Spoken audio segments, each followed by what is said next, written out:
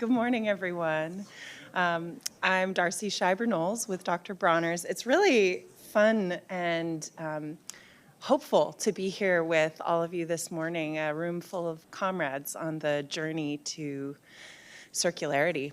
What I'm going to share with you is a little bit about Dr. Bronner's journey, our path to circularity out of single-use PCR PET bottles for our flagship product. So I'm going to share a little bit about that, where we are in that journey, and how we got to where we are. But quickly, a show of hands, who is familiar with Dr. Bronner's? All right, amazing. That's almost the whole room. That tells you that it really is a community of comrades.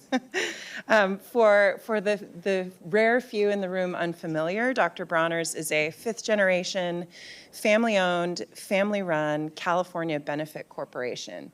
And our headquarters and our manufacturing facility are about 40 minutes from here in Vista. We've been based in Southern California since we were founded in the 1940s. And our mission is to manufacture soaps and other personal care and food and cleaning products of the highest quality, and considering social and environmental quality as well in that, and then to dedicate our profits to making a better world.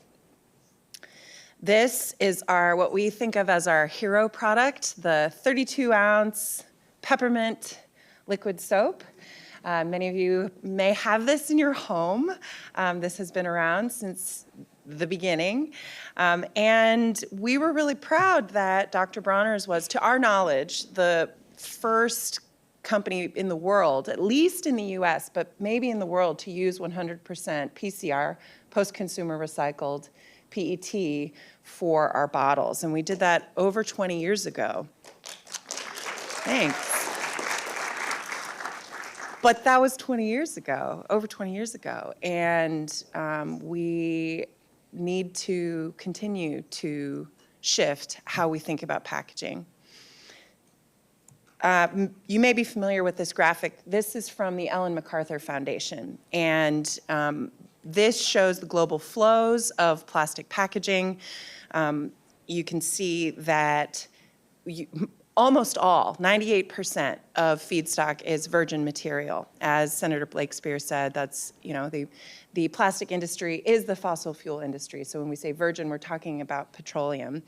And the quantities listed here were from over 10 years ago. But you get the gist percentage-wise. After plastic packaging is done, where does it go? And this data says that over 30% is leaked to the environment, over 40% goes to landfill, about 14% is incinerated, which sometimes is used for energy, but in almost all cases creates environmental justice and air quality, pollution concerns. So it's a very small percentage. Senator Blakespear said about 9% of plastic globally is recycled. Greenpeace recently said that number may be as low as 6%. We know California's rates for certain types of plastic are much higher, like our PET bottles, maybe 60 or 70% recycled, but still that global rate of 6% getting recycled. There are refining losses, and even the recycling process creates microplastics, which we know has environmental and health concerns. So we cannot recycle our way out of this problem. And this is a graphic from a peer-reviewed journal article that came out a few years ago that shows new primary plastic produced every year, starting in the 1950s. And that bottom bar, that blue portion of the graph, is packaging. So we cannot recycle our way out of the problem, and the problem is growing. And Dr. Bronner's is a producer of consumer packaged goods. We are pretty proud that only 10% of what we ship out of our warehouse doors is packaging. We have 90% product, so we have very high or very low packaging intensity. However, you can see from this graph that almost half of our packaging is plastic, and plastic is lighter than glass or the tins that we use. We are also using post-consumer recycled paper, fiber, for our boxes and our bar soap wrappers. But if plastic is making up about half of our packaging, and we know we cannot recycle our way out of the problem, and we know this problem is growing, we as a manufacturer need to take responsibility for this. And we heard it from our consumers. About 5 or 6 years ago, in a conversation with our customer service team, they said, you know, over half of the complaints we receive, or the concerns or questions or comments we receive from our consumers, over half are about plastic packaging. People say, we love your products, we're gonna have to stop buying them because of your plastic bottles. Best soap in the world, hate your packaging. Okay, so this is an existential crisis for us. We are in business because of our consumers, and we believe it's the best soap on the planet, but if people aren't gonna buy it because of the vessel it's in, well, then that's gonna harm our business. So we'd been working on this for a number of years, and it is not simple and it is not fast to make these changes. And we had tried a number of things, and consumers would write to us and say, well, what about glass? Infinitely recyclable. What about aluminum? And we looked into it, and there are always downsides. And it is challenging given the brokenness of the recycling system globally, to figure out how do you design a package for a liquid product that's going to go in a slippery, wet environment where people are naked, and it's got to have a shelf life of 3 years, and it's got high water content that would dissolve a compostable material, at least those industrially available today. So we'd looked at all these things and we'd struggled, and we're like, okay, well, but we hear you, consumers. So we told the story. This is a blog we wrote almost 5 years ago now at this point. And I was nervous to put it out there because it's sort of revealing, hey, we don't have a solution yet. But what we found is that even though it's like an 8-minute read, it's one of the most visited pages to our blog. And it has a lot of technical information. And what that taught us is consumers are us, and they are curious, and they are smart, and they care. And we should not shy away from explaining how complicated this is, and what we've learned as we've tried, and what the barriers are, and how we can work together, and that we need to keep collaborating, or else we're not gonna find solutions. So we got positive feedback there, and in the course of our conversations, we developed our strategy. So we've got 4 approaches we are tackling in parallel. So one is, I think of it as like, do better, which is just take existing packaging and increase the PCR content, increase the recyclability. This is not dramatic innovation. This is not big change. What can we do quickly? The second is to take responsibility for our contribution to plastic pollution globally. And so we've been piloting with our vertically integrated sister company in Ghana, where we source our palm oil for our bar soap, regenerative organic certified palm. And it's an amazing fair trade operation in the eastern region of Ghana. And we looked at plastic neutrality schemes and talked to a number of different providers. There are about 30, at least at the time when we started this research. We talked to several of them, and we realized that we needed to build in a fair trade component, because the informal economy in the global south for waste collection is often unsafe, unreliable, and as a fair trade company with a commitment to the humans throughout our supply chain, we needed to address that with the plastic collection we were going to be doing. And because we have vertically integrated supply chains, we have this unique opportunity to work with our supplier partner. And so Sorrento Palm, that's the name of our sister company, established as part of their fair trade operation a waste collection and recycling program in Ghana. So we've been piloting that. We're not plastic neutral, we're not claiming that, but our hope is that we can figure out how to do this and then scale it to be able to collect as much plastic as we emit. And the way we're doing this is through charging ourselves for each kilogram of plastic that we emit each month based on our sales, what we ship out the door. So we're essentially taking on extended producer responsibility before it's legislated, and that puts us in a strong position for when we will need to comply, hopefully, with SB 54 very soon.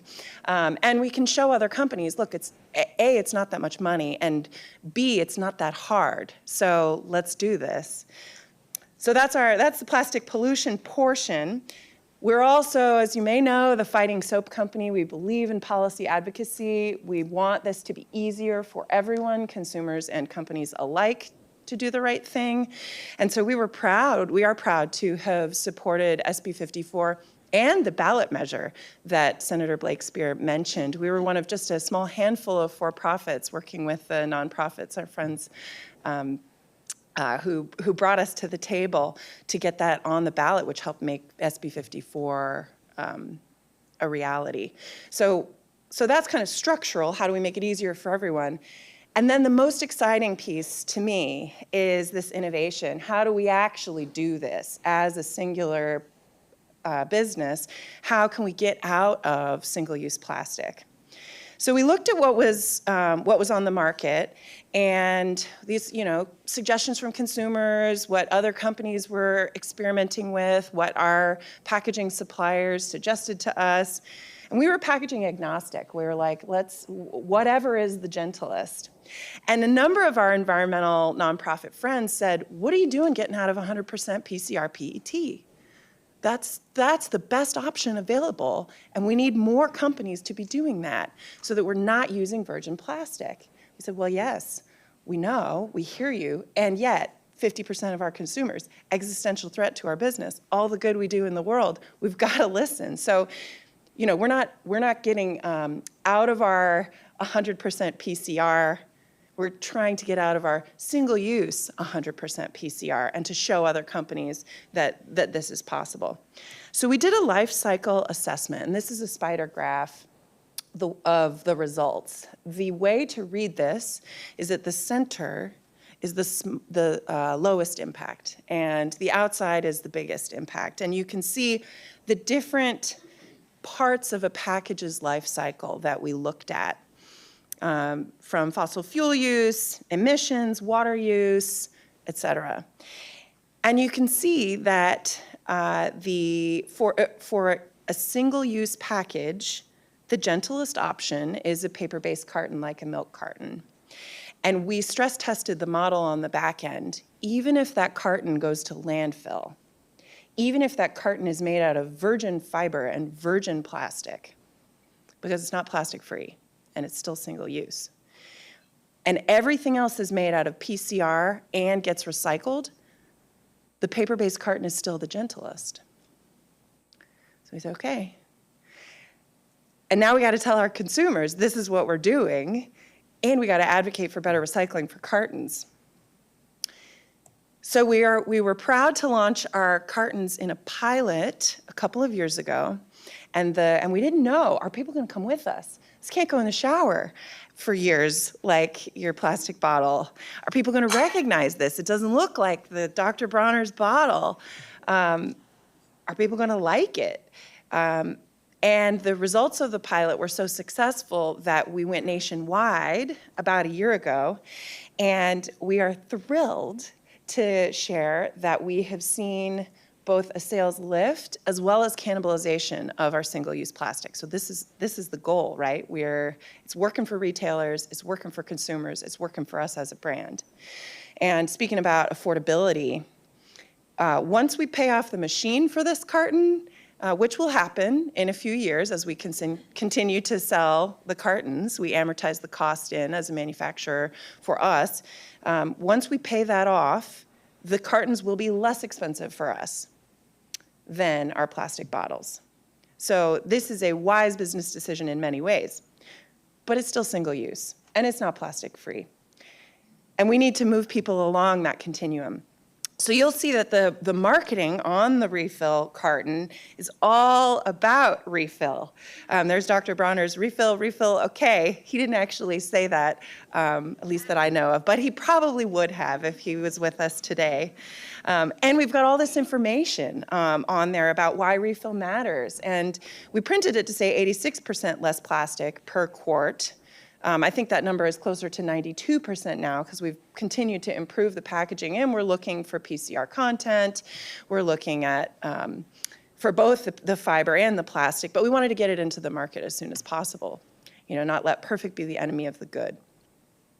However, it's still linear, right? And so we take materials, we take packaging, we use them, we ship them, consumers use it, and then the package gets thrown away. And the data at the bottom, that's from Ellen MacArthur Foundation and Greenpeace about the statistics of where that packaging goes that I mentioned earlier.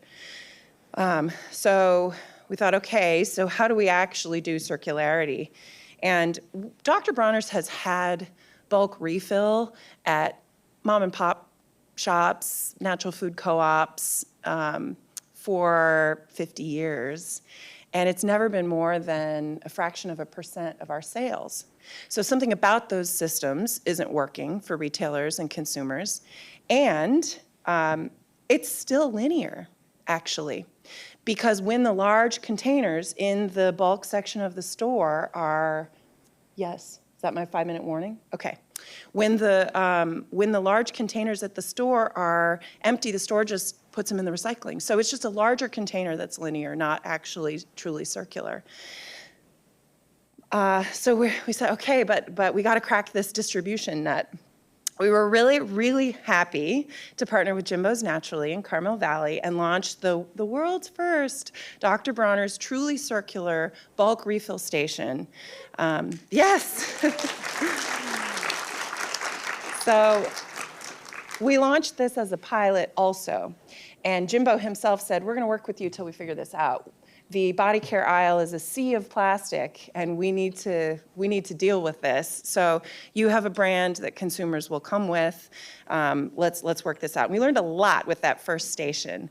But one of the things we learned is that, again, it is good business. We saw sales lift, and we saw cannibalization of the single use. And Jimbo said, great, we'll take one at all of our locations. And we have, so we've continued to expand the program. I'll get to that very, very soon, but I want to tell you how this is actually circular.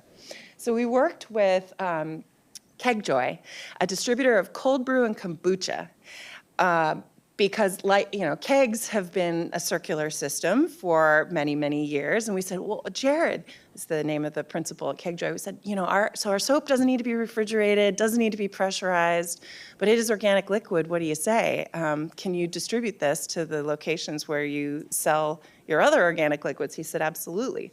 So we sell our distributor large containers, and the distributor fills into smaller containers. Those smaller containers get sold to the store. When they're empty, they go back to the distributor for refill from the large containers from us. And when our large containers are empty, they come back to us for refill. So it's not plastic free, but it is single-use plastic free. And yes, yeah. Thank you. It is very exciting, and we are proud that we have 14 now in California. We have 9 in Southern California, and we have 5 in Northern California with Whole Foods Market. So the 9 in Southern California are with independent retailers, and then with Whole Foods, we're actually piloting an automatic dispensing system, and that will allow consumers to fill into any size container. So it's, our dream is not that this would be just Dr. Bronner's or just liquid soap, but we're hoping to work out the kinks in the system and find distribution partners across the country. We hope the pilots continue to succeed. Please go to the stores with your empty containers to demonstrate to the retailers that this is viable for them. And our hope is that we can continue to expand this program. Looking at SB 54, like, okay, we see you. We know there will be in a few years interest from other companies, and if we can get this worked out, dialed in, then that can really help the state, and as goes California, as goes the country. So that's where we are in the journey. Looking forward to next steps, and thank you all for being here. Thank you for being comrades in this journey, and thank you to Rick and Laura for having me and for bringing this convening together.